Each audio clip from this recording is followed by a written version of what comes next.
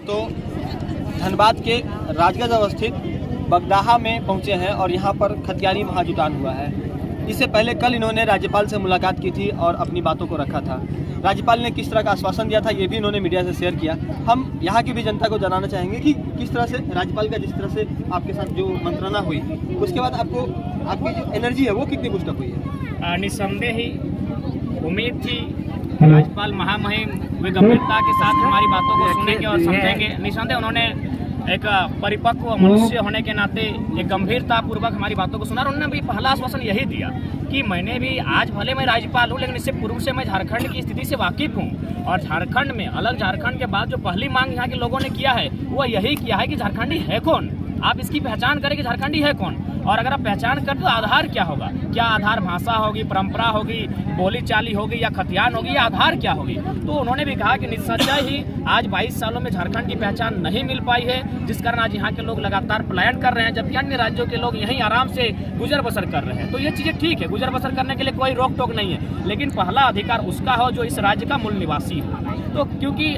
हम भी जानते हैं कि अगर मेरे घर में खाना बना है तो पहला अधिकार हमारा होना चाहिए, मेरा होना चाहिए, उसके बाद अगर बच जाए तो पड़ोसी को जाना चाहिए। तो ठीक उसी प्रकार झारखंड यदि मेरा है तो यहाँ के संसाधन, यहाँ के रोजगार, यहाँ के नियोजन पर पहला अधिकार झारखंडी का होना चाहिए। उनसे यदि बच जाए तो फिर जो भी लोग हैं वो दावा कर सकते हैं। संसाधनों की तो लूट आपके सामने हो रही है जी, संसाधनों की लूट हो रही है और फिलहाल आप देख ही रहे हैं। लगातार आप रात 12 बजे आइए तो लगेगा कि आपको मैंने कोयला का खुलकर लूट हो रहा है, रात को पहुंच के बालू की जोरदार लूट हो रही है, जंगल से लगातार सखवा के पेड़ काटे जा रहे हैं। तो ये चीजें सामने हैं, बिल्कुल सामने है। निस्संदेह इन चीजों से झारखंड के राजस्व की क्षति हो रही है और झारखंड को बचाने के लिए नीतियाँ बहुत आवश्यक है। आने वाले वक्त में जिस तरह से संसाधनों की लूट हो रही है और कोयला क्षेत्र में मजदूरों का शोषण हो रहा है, खासकर जो स्थानीय मजदूर है उन्हें रोजगार नहीं मिल रहा है और रोजगार पर भी कब्जा है एक तरह से कहा जाए तो इसके लिए भी आवाज उठाएंगे। बिल्कुल हो रही है। ये तो राज्यपाल महोदय का ही लेटर हेड में जारी हुआ था कि 75% रोजगार यहाँ के लोकल को मिलेंगे, स्थानीय को मिलेंगे।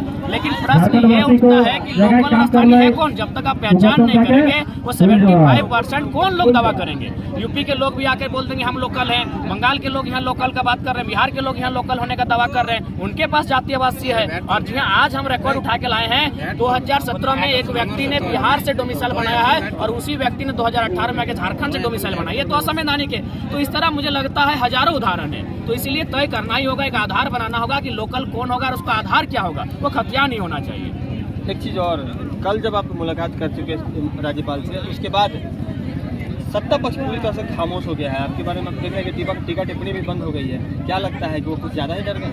निस्संदेह है, क्योंकि जब छात्र बोला है राज सिंहासन डोला है तो हम भी एक छात्री हैं। और सबसे बड़ी बात है कि मैंने अभी तक जो बातों को रखा है अपने जनता के बीच, मीडिया बंधुओं के बीच, मैंने कोई ऐसा शब्द का प्रयोग नहीं किया जिससे किसी व्यक्ति को ठेस पहुंचे। खास और अब्राहम लिंकन ने एक बात कहा था कि मैंने अपने सारे शत्रुओं को खत्म कर दिया लेकिन उन्हें मारकर नहीं, उन्हें मित्र बनाकर। तो मैंने भी वही प्रयास किया कि जो लोग मेरे बारे में नकारात्मक ही सोचते हैं, मैंने अपने कर्मों से उन्हें जवाब दिया है कि मैं गलत नहीं हूँ।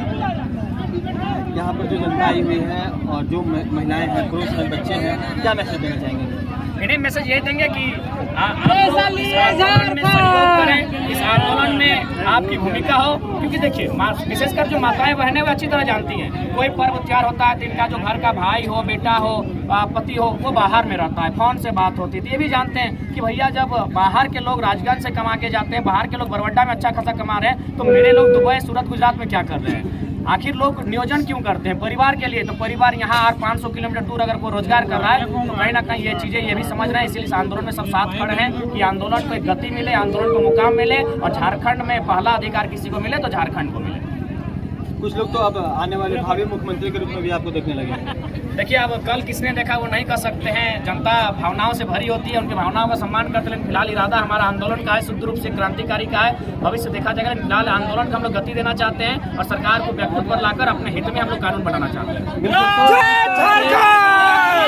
स्पष्ट कर दिया है कि आने वाले वक्त में जनता आंदोलन होगी, संतोष और जनता भले ही तय कर ली हो कि मुख्यमंत्री अगला जयराम होंगे, लेकिन जयराम का मकसद आंदोलन है और आंदोलन इसलिए ताकि झारखंडी जनता को उनका सम्मान मिल सके, खतियान नीति और नियोजन नीति मिल सके और इसके लिए इनका आंदोलन जारी रहेगा।